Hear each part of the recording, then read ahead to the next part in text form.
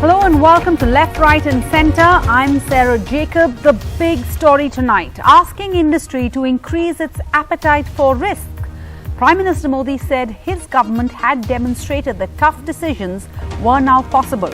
Delivering the virtual keynote address at the Confederation of Indian Industry meeting, Prime Minister Modi said India's economy is picking up pace once again, but it was time for industry to take advantage of the reforms undertaken by his government and increase its risk-taking ability. He also described the contentious new farm laws as historic, despite 8 months of unceasing protests by farmers against it. Bharat के पास growth के असाधारण अवसर उपलब्ध है, tremendous scope उपलब्ध है। ये सब मुश्किल फैसले आज मुमकिन हो रहे हैं क्योंकि देश अपने प्राइवेट सेक्टर पर, आप सभी पर भरोसा करता है।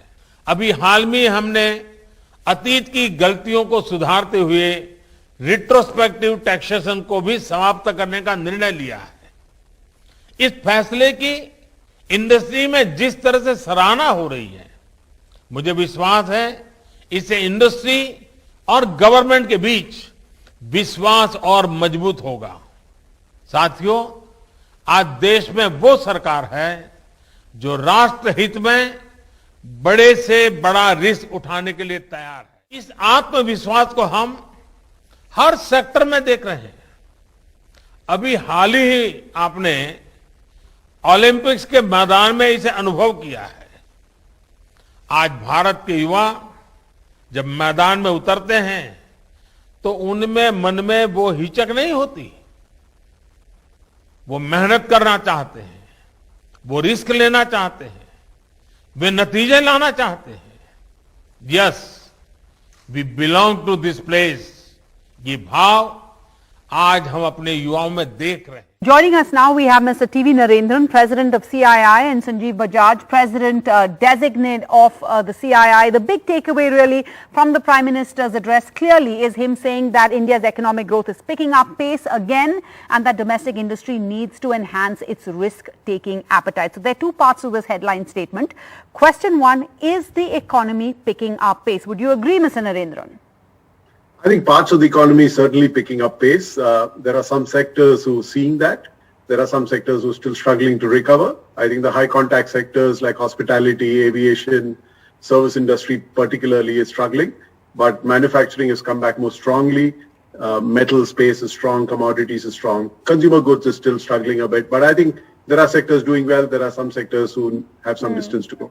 Mr. Bajaj, and is this short term or is this long term? Will we ever, when you say yes, it's picking up pace, some parts of the economy are, will it ever recover to that 8.5% growth rate we had 10 years ago? I ask this because the Prime Minister's address to corporates and economists came just days after the RBI kept the GDP growth forecast for this year unchanged at 9.5%.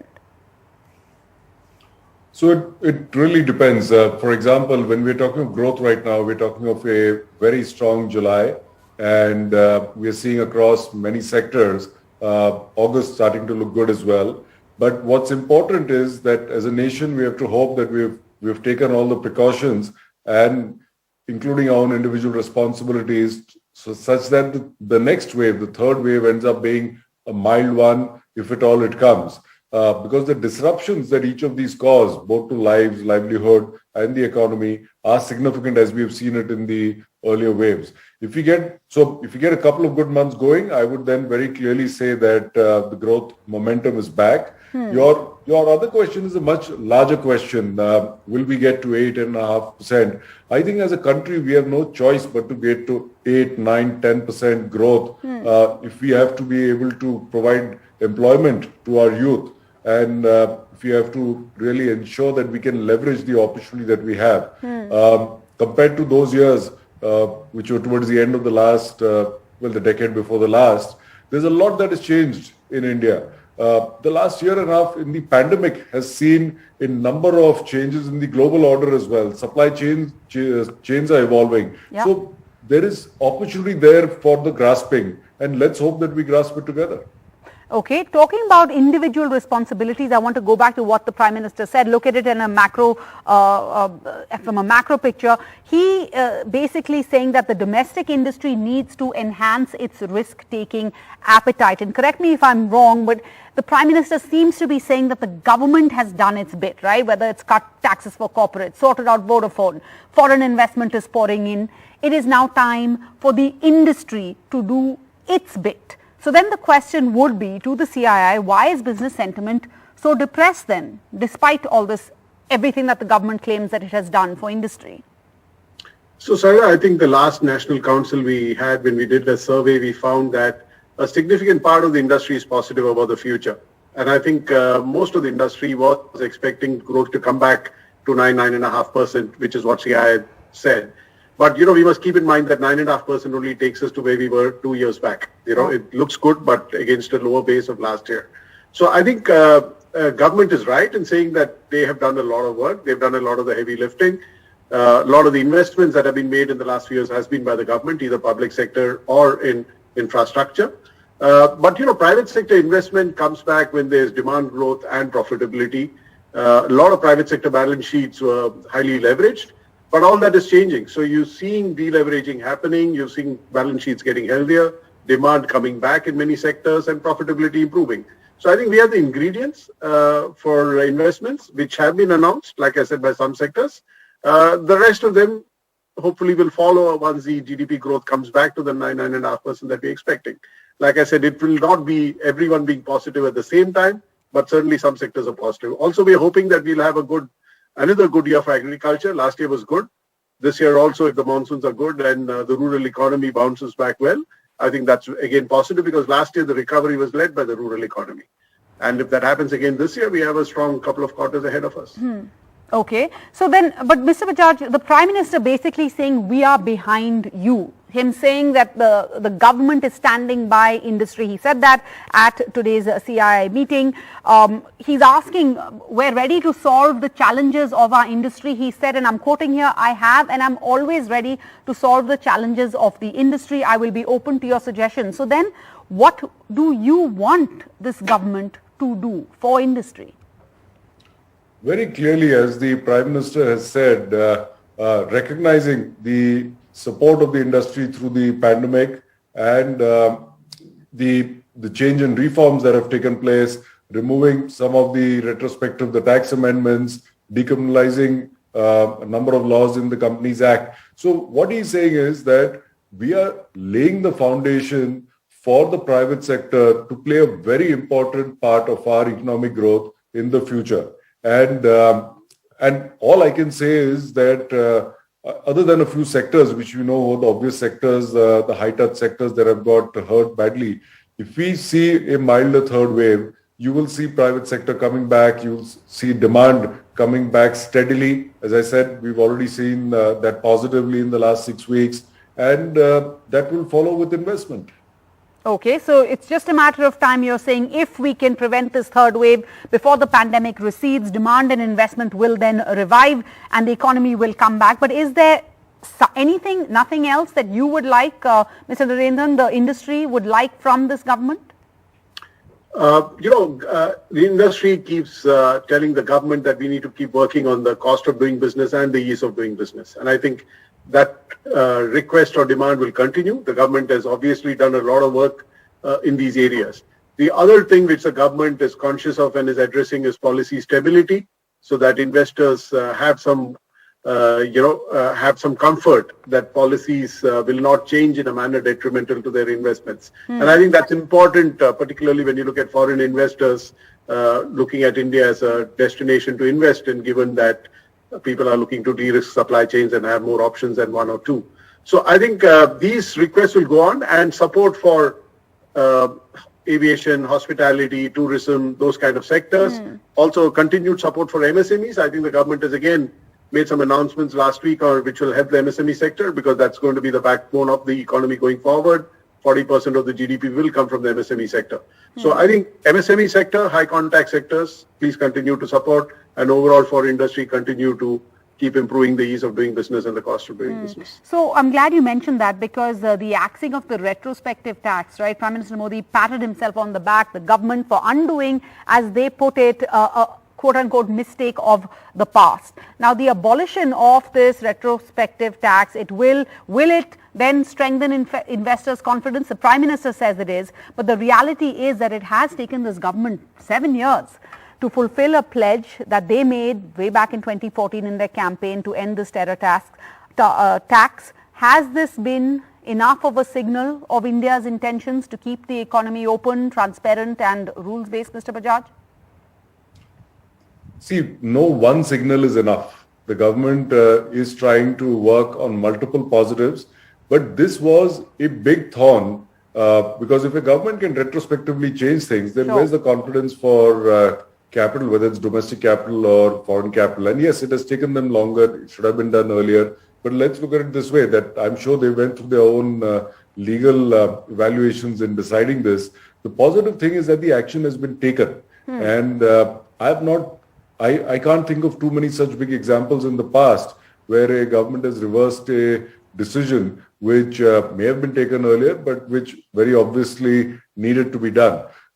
Even the decriminalizing, as I mentioned earlier, of a number of laws in the Companies Act, that's a very positive move as well. So clearly the direction towards improving ease of doing business is something that the government is focused on. The Prime Minister also talked about between centre and state, how they are allocating greater capital to the states so that the states can end up moving ahead as well. But yes, we will continue to ask for more, as they will continue to ask for more from us. All right, Mr. Narendra, the other thing Prime Minister Modi said, that Indian startups have the same level of self-confidence as displayed by Indian athletes and our sports persons at the Tokyo Olympics. So, pointing out that there are 60 unicorns in India, out of them 20 or so, he said, were developed in the last few months. But how much of this flow in foreign funds is credit to the government versus the global tech boom, a tech boom and startup cultures that we're seeing all over the world?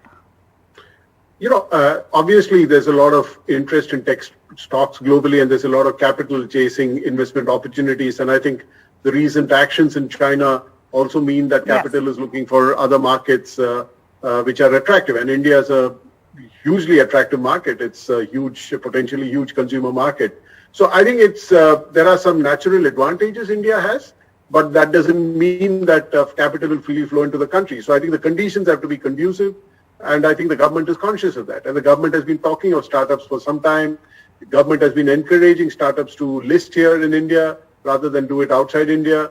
And I think we've made a good beginning. So it also allows opportunities for retail investors in India to participate in the wealth creation that's happening. So in multiple ways, it's positive, and the government has been encouraging it. Government has been talking of startups for quite a while. And I'm happy to see that some of it is translating, interactions on the ground, both by the private sector and by the government. So I think it augurs well for the future of the tech industry in India. And this is a great opportunity for us to leverage the consumer market that is India.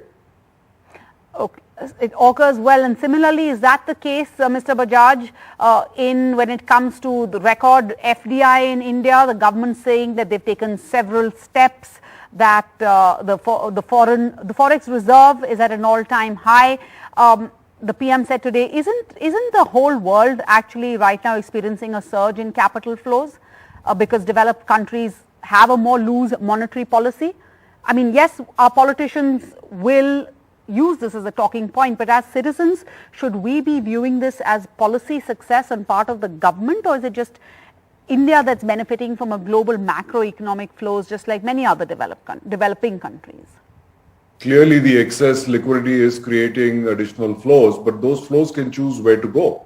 We are seeing, for example, in some of the manufacturing sectors where business has been taken away from our neighbor, those flows have not come to us. They've gone to more Southeast Asian countries. We are interestingly seeing a birth of a whole new digital set of businesses. We've seen the IPOs, we've seen the unicorns, even the Prime Minister talked about that.